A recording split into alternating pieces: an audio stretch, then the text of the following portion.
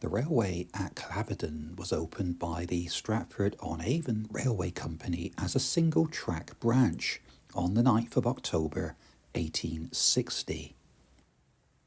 The original station was located on the Hatton side of the road bridge, and it comprised of just one platform, along with facilities for goods, which included coal and agricultural trade. As time went by, the line became increasingly busy, meaning that the single line became a bottleneck, and so the GWR decided to build a new two-platform station to the south of the original station, which is where I'm standing now, and it was completed by June 1939. With the decline in railway traffic during the 1960s, the second line was lifted in 1969 and Claverdon reverted to being a single platform station. Back in the day, the two platforms would have been about 450 feet in length, and they had waiting accommodation and toilets. And you can still see the remains of the original down platform in the direction of Stratford-on-Avon. It is a bit overgrown these days, but, well, it did close over 50 years ago. These archive photographs show Claverdon Station when it was originally a two-platform station that opened in 1939. Meanwhile, these photographs show the original station when it was a single platform, along with its goods facilities nearby. This GW Type 12A signal box was at the end of the old station platform. The two buildings at the road level by the station entrance were the booking and parcels office, along with bicycle and general storage. These buildings still remain, but are now privately owned.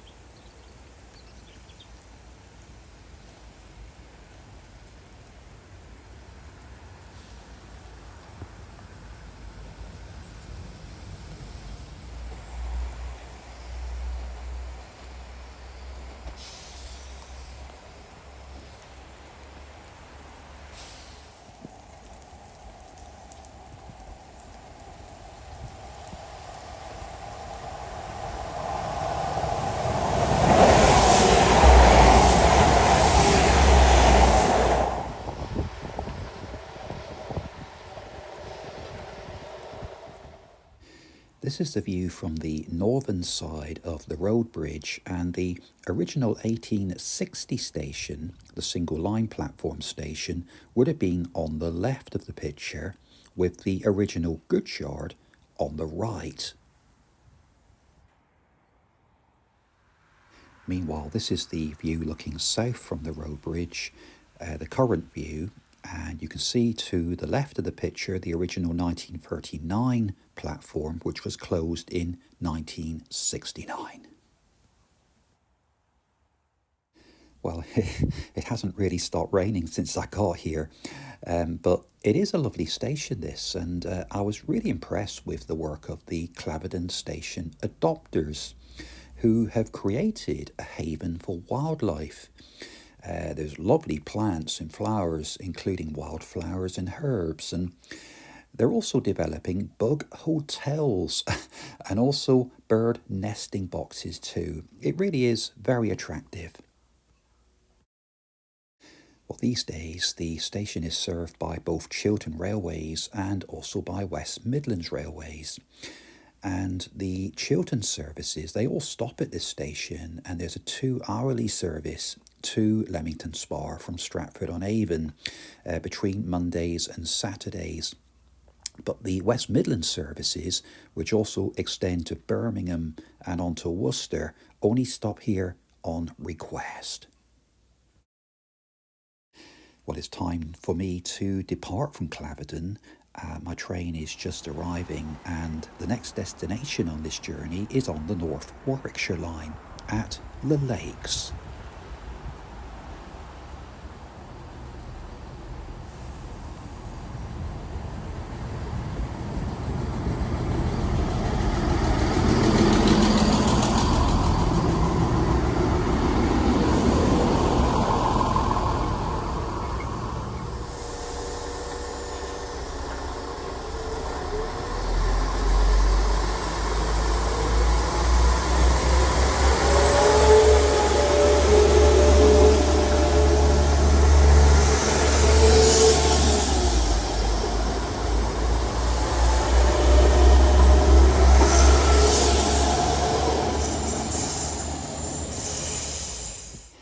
Well, I've arrived at the Lakes station on the North Warwickshire line, and I'm pleased to say that the very wet weather of this morning has cleared to sunshine. The station is in a fairly remote location, and it serves the nearby village of Earlswood. I think the first thing you notice when you get off the train here is just how short the platforms are, and they're only 130 feet long. You get a really good feel for the length of the platforms when you walk down the footpath from the road just above the station. And when you reach the platform edge and you turn and look at the station, you can see just how short it is, and it's only long enough to accommodate the leading coach of the train. When the station first opened in 1935, it was originally known as the Lakes Halt. And the station, which is the next station along the line from here, which is Earlswood, was originally called Earlswood Lakes Station. The platforms are so short here, mainly because the original purpose of the station was as a fisherman's halt. The station is called the Lakes after Earlswood Lakes, which is a set of 3 reservoirs that were built in the early 1820s to supply water to the Stratford-upon-Avon Canal. The station is situated between the Springbrook and Close Wood streams, which are the 2 watercourses dammed to form the reservoirs. This black and white photograph was taken the year the station first opened in 1935. And this photograph was taken 40 years later in 1975. And you can see here the bus stop style waiting shelters.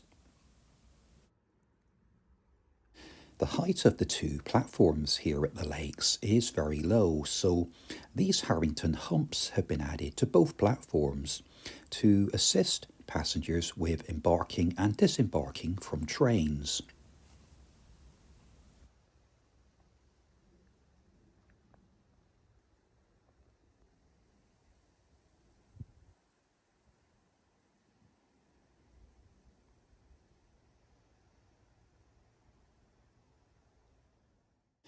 Back in Victorian times, the area became a very popular day trip destination for the industrial workers of the rapidly expanding city of Birmingham, and it earned the nickname the Scarborough of the Midlands, with boating on the lakes, and there were a number of tea shops and public houses in the area.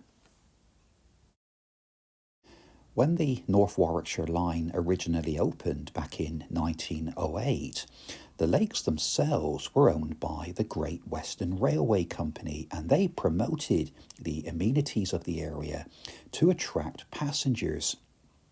And the area remains very popular to this day due to the beautiful natural environment as well as the local amenities. In fact, the Close Wood Nature Reserve is cut in 2 by the railway, and it was the first reserve to be owned by the Warwickshire Wildlife Trust, and is also a SSSI site of special scientific interest. You get a very nice view of the railway and the station from the Malthouse Lane road bridge. I was really struck by how well presented this station is, and there are lovely floral displays on both platforms and on the approaches to the platforms too. And it's a haven for birds and for wildlife. I remember back when I travelled through this station, the franchise for trains at that time were held by London Midland, but this changed to West Midlands trains in 2017. In fact, all services calling at this station are now operated by West Midlands Railway. And the station was originally a request stop, and I remember thinking back that my train very rarely stopped at this station, but they all now call here, and the services operate on an hourly basis from Stratford upon Avon to Birmingham, going through to Kidderminster and to Worcester. Well, I've come across onto platform 1 because it's time to move on to the next destination in this journey, which is just a couple of minutes really down the track from here at Wood End Station. Well, we've got a green light, which means that my train is due shortly, and it's going to be the 12:54 Kidderminster to Stratford on Avon service. And when the train comes to a stop, it will be the leading coach that I will be entering.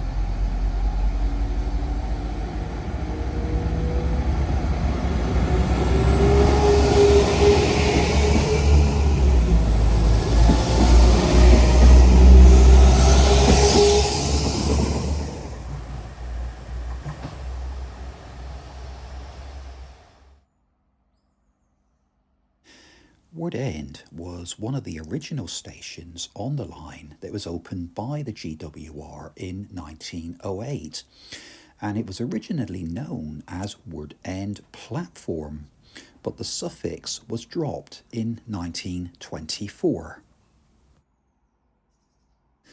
The station sits at the bottom of a very steep cutting, and there's a tunnel at the southern end. There is a feeling of complete seclusion at this station, as though it's hiding in a world of its own. Direct passage between the two platforms is not possible, and each platform has its own entrance route from the road above. And I just walked down this very, very long footpath. And when you get to the end, you're presented with this enormous flight of steps which leads down to the platform. There are 64 steps on each side, and believe me, I counted them both on the way up and on the way down. There was a footbridge at this station. You can see it here in this photograph from 1965, and again here in 2013, just a year before it was dismantled due to decay. These galvanised steel steps were introduced in 2014, and they do present the passenger with quite a challenge. And I have to say also, they don't look very attractive. Being located at the bottom of such a steep cutting, the station is prone to flooding.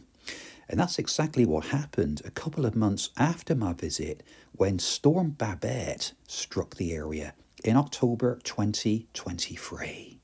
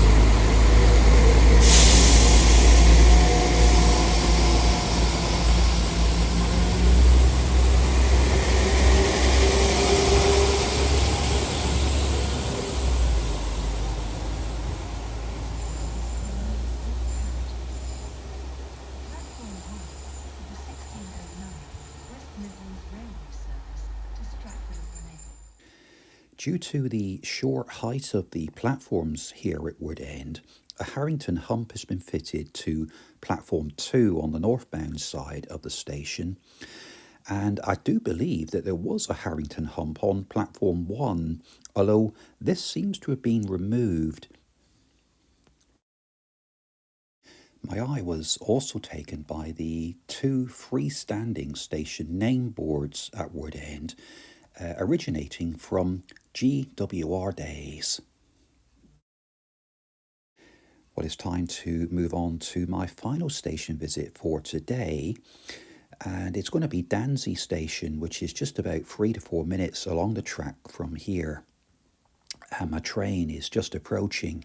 It's the West Midlands Railway Service 1454 Kidderminster to Stratford-on-Avon service, numbers 172212 and 172221.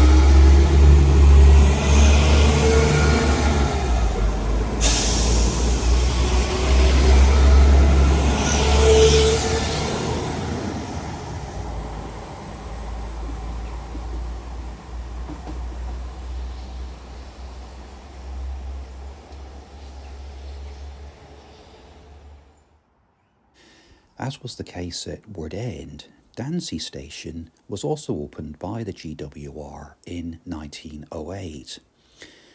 And the station back then was called Danzey for Tamworth. The station serves the hamlet of Danzey Green and the nearby village of Tamworth in Arden, which is about a mile or so away from here. This is a very remote location, and you feel like you're hidden well away from civilization, but actually, in reality, that's just an illusion, because the main M42 motorway, which is one of the main arterial motorways in the West Midlands, is only about a mile and a half away from this station. This is the view looking north from the station today. And on the right-hand side of the picture would have been a signal box, whilst on the left was the site of the original goods yard. The goods yard was very simple, with a single long siding for wagons to be loaded or unloaded by local merchants. Meanwhile, these white corrugated asbestos sheeted sheds on the platform were thought to provide storage for various items that running a station required back in those days, such as lamps and oil. All of the station buildings, along with the goods yard and the signal box, were removed from site in the mid-1960s. The original concrete footbridge still remains, and the station was renamed from Danzey for Tamworth to just Danzey by British Rail in 1968. This is the view looking south from the footbridge towards Henley in Arden, and you can see the 2 Harrington humps, which are on platforms 1 and 2, due to the short height of the platforms at this station.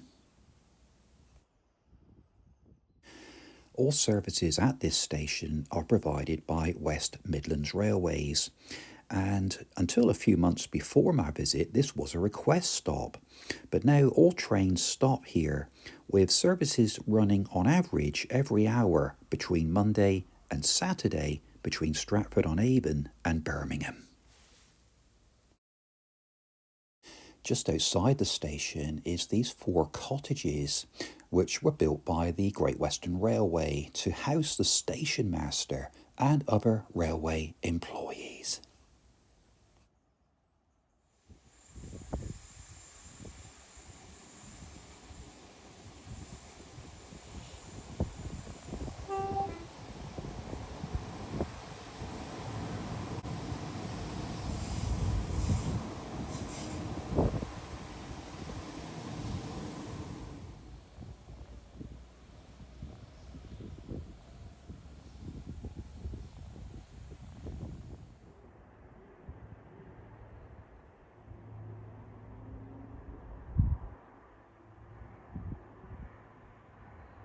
But it's time to leave Danzey, and here comes my train, which is the 1654 Kidderminster to Stratford-on-Avon service 172335.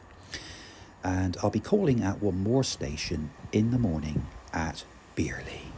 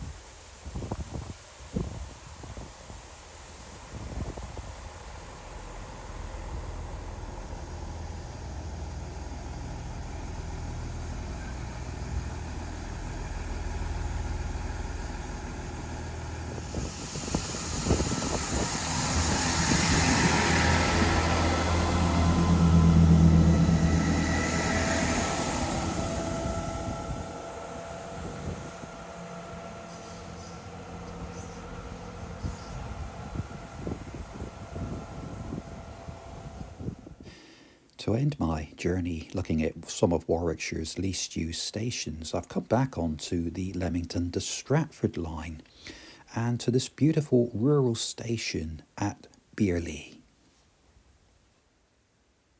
There are a number of similarities between this station and Claverdon, which I visited earlier in the video. It opened in October 1860 on the GWR line from Hatton to Stratford-on-Avon. Like Claverdon, it was originally a single track station, but the line was doubled in 1939 with the second platform being built, and you can still see the remains of the down platform to the left of the picture. It reverted back to its current status in 1969 when the line was reduced to a single track.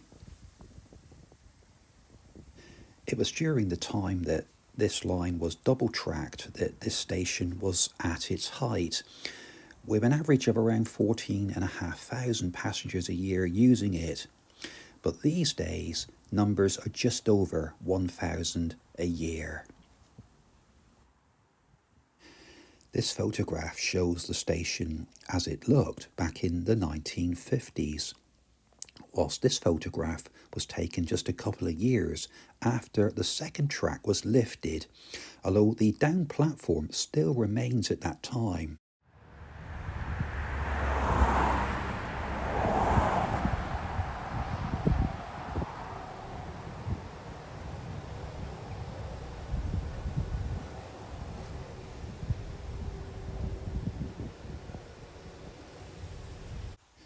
As you walk up the approach road to the station, you notice the old station master's house, which you can just see here.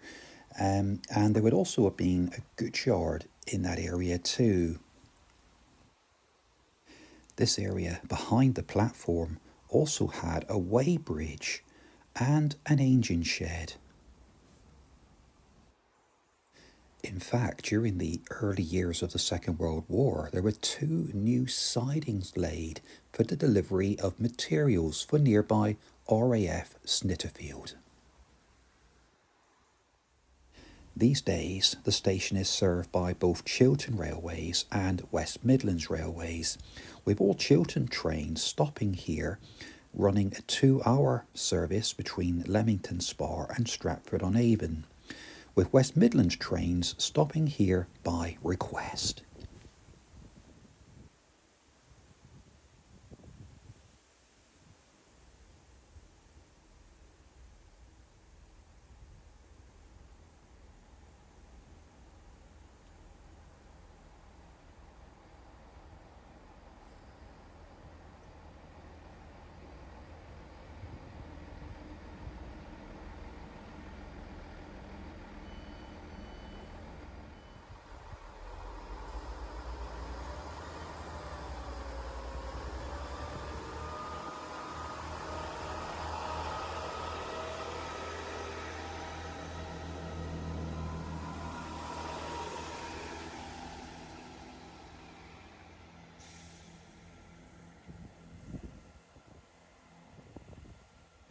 Well, that's it for my journey looking at some of Warwickshire's least used stations.